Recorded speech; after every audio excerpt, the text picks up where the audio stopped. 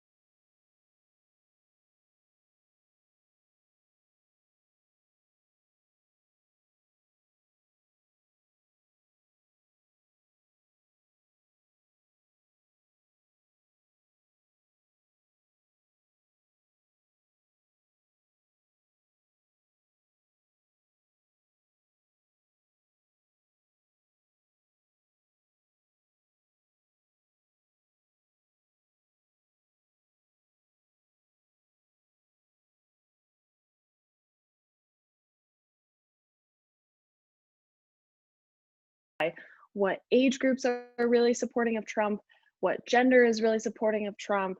We can break it down, you know, what education level, if your race and education level.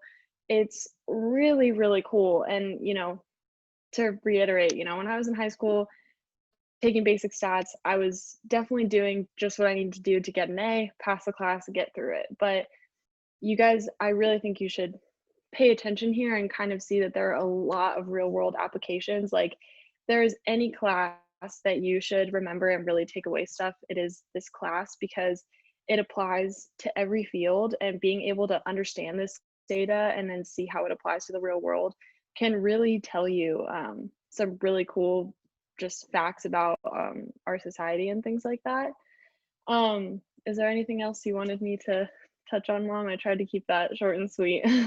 Um, can you talk about how when you were designing a script, you mentioned something like if you didn't include some like the client wanted to take out certain questions, and if you didn't include them, then the survey was basically useless, right? Yeah, yeah, exactly. So, like the first question we always put because we're trying to get the sense of what voters will feel. Because if you're a Republican or a Democratic candidate, and we're trying to see what issues are most important to voters to get the candidate more votes, if I get the most important issue for a 17-year-old, like that is, sorry for those of you who are 17, but like it makes no impact because y'all can't vote. Or if I get the opinion of someone who's like, oh, I'm definitely not voting in the election because I don't care about politics, which is fine, but like then that data is doesn't mean anything. So literally in our surveys what that we send out, it'll say how likely are you to vote, and if you put definitely not voting or unsure, it literally says, okay, thank you for your participation, and it throws you out. It doesn't let you take the rest of the survey. Um, and then also, like a thing that we do is we talk about like name identification.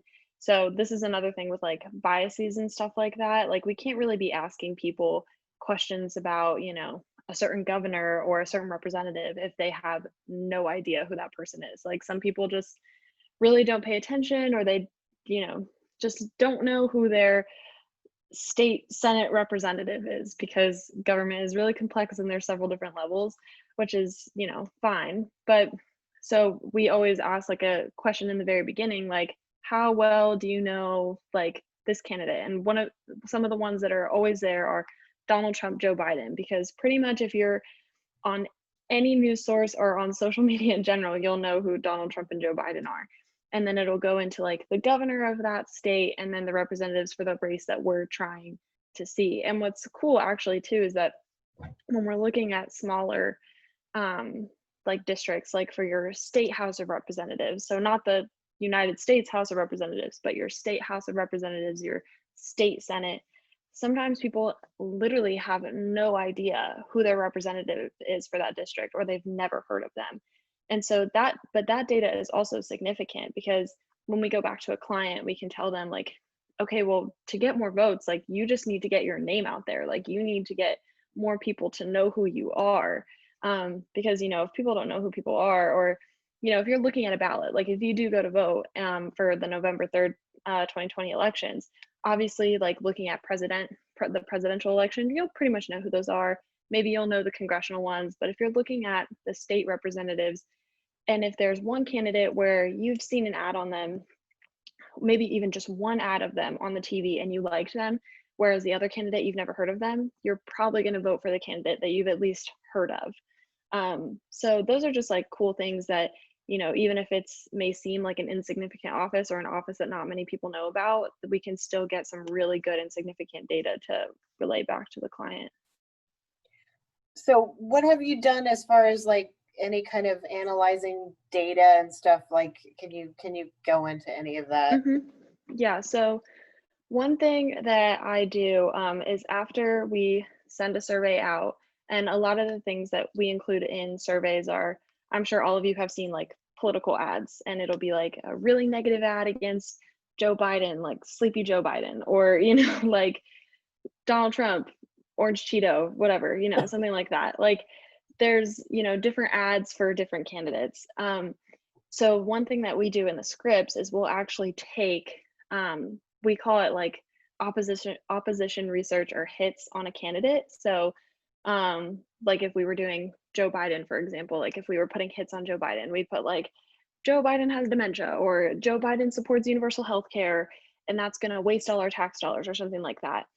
You know, we'll put messages like that in our script, and we'll see how respondents to the survey respond to those messages. So like this message is like, Joe Biden wants to make college more affordable. So maybe a lot of college kids or people who are more liberal, left-leaning are going to be like, okay, that makes me more likely to vote for them. So that's how they'll answer. But, you know, if we have like universal health care, you know, someone who's maybe a little more conservative or Republican might be like, I'm not really a fan of that. That's going to make me less likely to vote for him. And so one thing that I have to do is after we get those surveys back, I get to look at specifically those messages. So only those questions on the survey. And I get to see, you know, which messages were most significant at gaining support for a candidate and hurt the candidate the most. And so I find those messages and pinpoint those out. And then also I can find like which groups those messages had the most impact on. So if I'm looking at maybe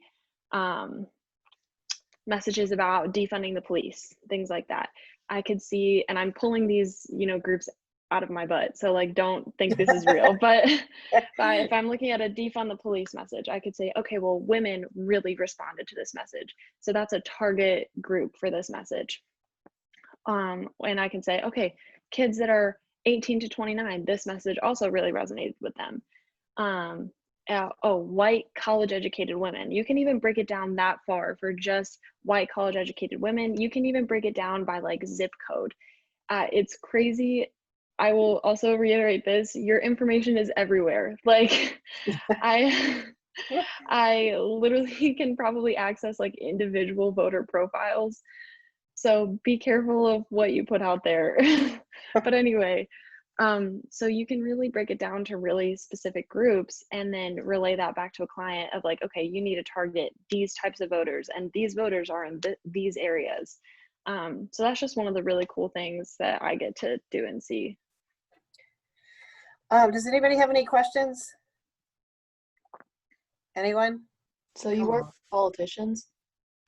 So yeah, so the political group, it's a polling group, and so we do general surveys too. Like we do some corporate ones, like if a company is sending out like an employer satisfaction survey, we do that too. But most of them, especially now, are political ones. So like we'll have a lot of like GOP, like groups, like party groups, ask us to do surveys for like their candidates in all these certain districts. So a lot of it is political.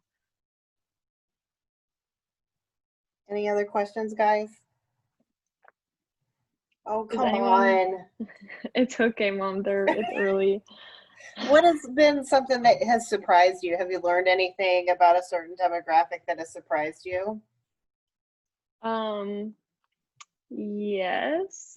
One thing that I've learned is that you cannot really trust what the media says about different political groups because I'll take the coronavirus for example right now. And please know I'm not like judging anybody's views on this. I'm a political science major, so I see people from very far left, very far right, and in the middle, so I do not care.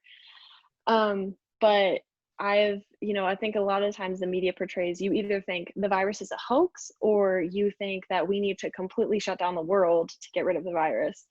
And like what I've learned from seeing this is that, Republicans and Democrats alike, most of the time have the same opinion about these issues. Like a lot of people are like, yeah, the virus is a serious issue and, we want to try maybe opening up the economy a bit, but we want to do it safe. Or we want to try opening up schools, but we want to do a hybrid methods, half in person, half virtual. So that I would say is like the biggest thing that I've learned is that I think the media really tries to tell you one thing about a certain party that, they're racists and bigots and fascists, or they're communists and socialists, and that's really not it. I think a lot of people politically kind of believe more often than not like kind of around the same thing. So don't ever judge a book by its cover. If they say they're a Republican or they say they support Donald Trump or they say they support Bernie and they say they're a liberal. I see some questions in the chat. Yeah. So how old are you, Morgan? I'm 20. I'm gonna be 21 soon. Hopefully How did you get into your internship? Oh, let's see how old okay, so one thing about I think honestly a lot of internship opportunities open up when you're in college. And you can honestly have internships as when you're a freshman. I'm going to be a junior, but I kind of started looking at internships my sophomore year, and I know people have gotten it even earlier. So I think honestly, just when you get into college, like get in touch with your advisors of your department because a lot of times like they have really good connections and can set you up. And especially if you establish a good relationship with your advisor, they will really kind of go the 100th mile for you and try and get you a good opportunity. Like the only reason I have this is because my advisor is fantastic and I have a really good relationship with him. So he really kind of went out on a limb, not only in the summer, but leading into the fall to get me this internship. What the other interns, where are they from? The other interns that work there. So one thing that's really cool and kind of another cool thing with like that has I've realized through Corona is that remote stuff is awesome. I mean, I know school might kind of suck, so I feel y'all on that. But like everyone pretty much works remotely at the company that I intern at. So we have a lot of our people who actually compute the analytical data and put that together are from the Philippines. And so what's really cool is, we send the surveys out during the day, but when it's nighttime for us, it's daytime for them. So they will actually spend, their whole working day computing all the data. And then by morning, it's ready for us to then analyze and send out memos to the clients. We had one of the other interns is in Greece. So that's really cool. So that is one cool thing about like doing stuff remotely is you can connect with people like from all different places. Yes, Dylan. I actually have a question for Morgan. Mm-hmm. Okay. So for political science, where do you guys send your projects to? So as soon as you're done with your surveys, who do you send them to? Okay, so this is actually really cool. We do surveys in a couple different ways. Sorry, there's like light hitting me from my blind, so I'm trying to like It's all avoid right. it. But so we can send them out in 3 different ways. We can do them over the phone, which for you guys is like those annoying, callers that call the phone. They're like, "Hey, will you answer a couple questions?" So we do that. We also can send them out via email and text, which is really cool. So people can just do it on their phone. But so basically it all depends on what type of election we're surveying for. So some of them it's nationwide, like if we're trying to see or statewide, like if we're trying to see support for Trump, like we'll do a whole Minnesota or a whole Wisconsin survey.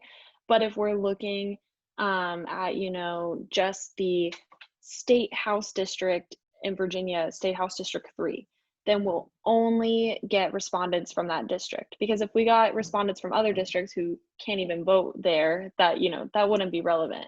So it's really cool that they have the ability to tailor it down to people who actually live in that area. All right, that's cool. Anybody else have any questions for?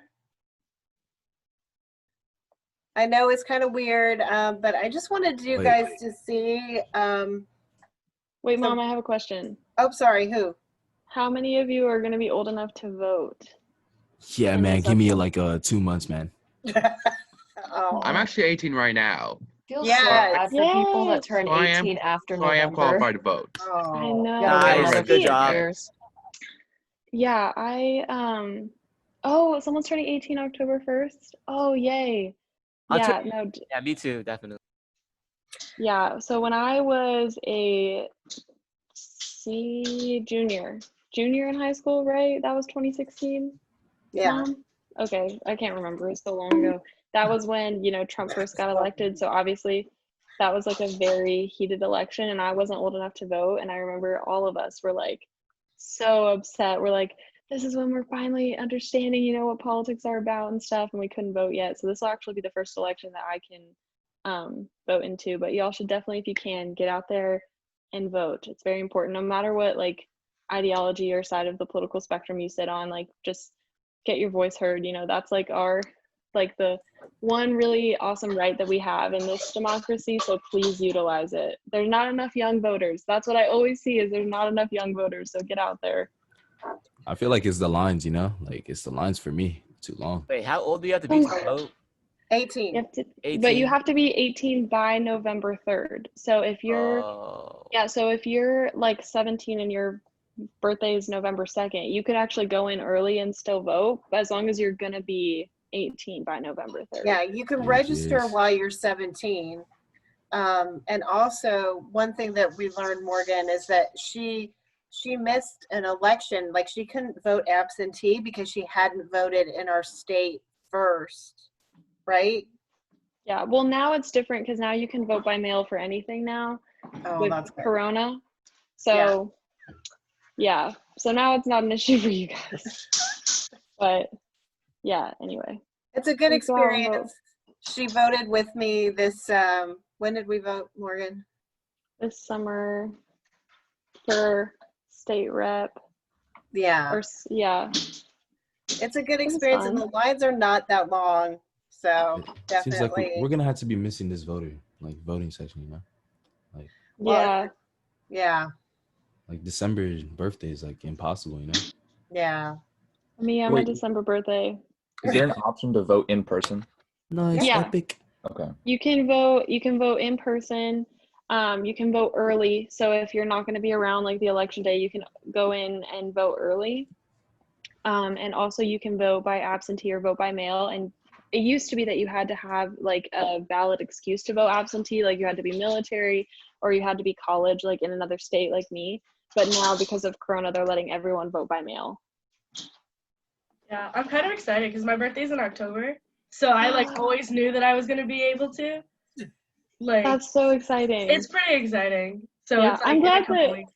I'm glad that you're excited about it. Some people are like, I could really care Well, less. I mean, it's like I've always wanted to be able to like use my voice to like be able to make a difference, and like this is like one way that you can do it. And some people will argue that your vote doesn't really mean anything and it's all about like Congress and like all that stuff, but it's still like educating yourself and like the whole process of learning like what you believe and where you stand on a lot of issues. It's really satisfying because like you're figuring out like who you are, and I don't know, I just think it's really cool. No, yeah, and I don't know if you guys have had government yet, but I mean, hopefully your government teacher will tell you guys this. Like, there are plenty of elections that have come down to a handful of Already took votes. government So, over the summer, actually.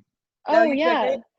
So there are tons of elections that have come down to like a handful of votes or 5 or 6 votes or even 1 vote. So like your vote definitely does matter. And like I think as young people sometimes like we try and stay out of politics because it is very stressful, and especially now. And I think, you know, we are fed this idea that your vote doesn't matter, which is so not true. But that by not voting, we give people who aren't like us, we give older people, or you know, we give people of different races or different genders a more of a say than us when we choose not to vote. So definitely vote. It's so easy, and it doesn't not like I would never be the person to judge you for who you vote for, just as long as you're voting and getting your voice heard. You know, that's what's important.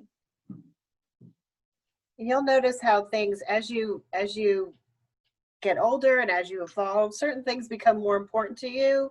So, you know, what you learn very quickly is some people vote a certain way based on 1 or 2 things, and it's very experience related and stuff like that. So that's one of the things. If I can do anything, I don't like to talk about politics, but I want to make sure you understand that usually people's beliefs are coming from something, and it's always a legitimate experience and stuff that usually drives that. So if you come from a point of understanding as opposed to, and I think honestly younger people are far more tolerant and understanding of each other and their differences than old people like me. So you know, I think that you guys, that's one of the things is that you know, everybody's like, oh, what's this world coming to? And I was like, hey, I teach high school kids and they give me hope. So just get out there and vote and stuff. So speak your mind, learn what you need, you know, become educated and stuff. But are there any other questions for Morgan? You feel like this was, now you can see that, yes, we're going to use this. Yay. Yes, Yay, thank you. stats Thank you is so much, Morgan. awesome. Thank you, Morgan. I love you. Oh God. Can we stop the simping? Relax. Yeah. So Oh yeah. I'm sorry. You're welcome. Vince, you need to stop are that you right all- now, bro. if course, you of have course. any, we'll hang out for a little bit, but this is all I'm doing for class today because I Mom, are just they- wanted you guys to see the benefit of stats and how it's applying in real life. Wait, and how Mom, Thank you. yeah, Mom, are y'all seniors? Yes, ma'am. a lot Okay. of them are. I Yeah. am. Yeah. Hoorah. Oh, awesome. I already applied for Well, yeah, college. I already applied for 4 colleges. Oh, yay. Yeah, if you all have any like questions just Hey, about bro. college in general, like also feel free to ask. Like I know, especially as a senior, I was like getting really anxious and really excited, and I had a lot of questions. If you don't like leave, it's fine. I'm not gonna be offended. But Hey, if you have any questions about college in general, please feel free to ask. what college you go Yeah, to? like how do you even start the process? Because there's so many, like I looked at Common App and I was like, oh my gosh, what is all of this stuff? Why do they want so much information? But Yeah. how did you do it? Well, so my experience is a little different because I got recruited for soccer. So my experience is a little bit different than the general, I guess, applicant. But I think are you asking also like how do you find colleges that you like, or just the application process? Like the whole process in general just sounds stressful. Yeah. So one good thing though is that a lot of universities are getting rid of the SAT requirement. So that's really good for you guys. So hopefully you don't have to stress too much about that. I know that for a lot of people that was like a huge stressor. The biggest thing I would say just when like looking for colleges is like really think about what you want, you know, what you want to get out of your college Look in experience. chat, like, bro. what the heck?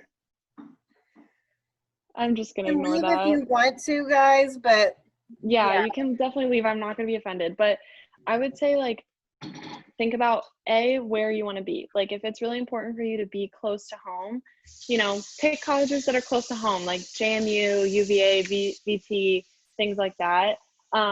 If you want to kind of experience something different from home, sorry, my roommate's washing some dishes, but like I really wanted to kind of get away from home. No offense to my parents or anything, I love them, but like I wanted to kind of Wow. experience I wanted to experience something different and kind of get out of like my little Bubble my box. small time. Yes, exactly. Little So bubble. yeah, exactly. So I, tried looking at some schools out of state, and that's why I go to school now in Tennessee. So definitely think about that too. Callum, is that a hand raised? Or oh, okay, cool. I just wanted to make sure. But think about also what type of programs you want to study. You definitely do not have to have your major picked out now. I know people that have changed their major their senior year of college and they've still graduated on time. But look for Yeah, man. look for That having bill is insane. yeah, look for colleges that have programs that interest you. Like I don't know if anyone's trying to do nursing, but like there are so many colleges that have direct admin nursing programs now and it's awesome. And this chat, you guys are crazy. And then like there are schools that have really good tech programs, really good business schools, and even sometimes if they have a grad school for the school that you want to go to, that's really good because sometimes if you go to the undergrad, you kind of can get a little bit of priority or preference when you apply to grad schools. But yeah, the whole process, honestly, do not stress about it too much. I would think in your application, I don't know if your school will still require the SAT, but that's usually one component, GPA, and then extracurriculars. So, but focus on, what not just what sets you apart, but like what you're really passionate about. Like in your personal essays, talk about, hobbies that you have that maybe translate to what you want to do in the future. It's really, colleges just want to get to know who you are and how you're gonna what you're gonna add to the classroom. So talk about what makes you special, what things you're really interested in, and if you have a a mishap in grades, you can explain that. I think the college admissions process has a lot of allowances for you don't have to have a 4.0, you don't have to have 1,000 hours of community service and 10 president positions as clubs. Like Oh, thank I think God. no. I think the biggest thing that I've seen, and honestly, you can look on YouTube, there's like college admin people will look over applications. All what I've heard time and time again is they're like, we don't want to see someone who just did clubs to do them and add them on a resume. They want to see people who are like, I worked in an environmental club because I'm really interested in environmental science and I want to address climate change and I want to work in that field. They want to see things that are applicable and really tell them about who you are. So don't stress it. I think you all are amazing people, and like I think we each have things that make us special and set us apart. So if you just talk about that, you will get into the college that you're meant to be in. Bye, Vincent. Thank you for giving us this presentation. It's very, very meaningful. Okay, good. Have a good day. Bye. You too. Bye. Thank Hopefully you. hopefully that answered your question. Yeah, thank you. Okay, you're That's a welcome. relief. Bye. Bye. Thanks for dropping Anyone- in. Of course. Have a great day, Miss Pettit. Mom, you're muted. Thank you. You too. Have a great day. You're Thanks for welcome. being here, you guys. Thanks for talking to us, Morgan. You're welcome.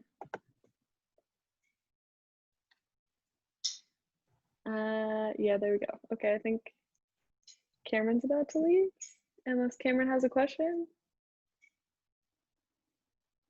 Oh. Did you want to, Sharon, did you want to come back? Hi, Cameron, do you have a question? Nope. Okay, Joran, did you want to come back in? That was by accident. Okay. See you later. Have a good day, Joran. I'll see you guys on Tuesday.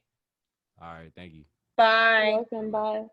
Wait, Mom, when's your next class? 12 10. I'll probably start letting. Why is she waiting? Wait, so I'm at so that's 11:10 for me, right? Yeah. Okay, cool. Yeah, I will. Hold on, I will see if Eliana. That was really cool, honey. Thank you. Did you have a question? It's okay. No, you're fine.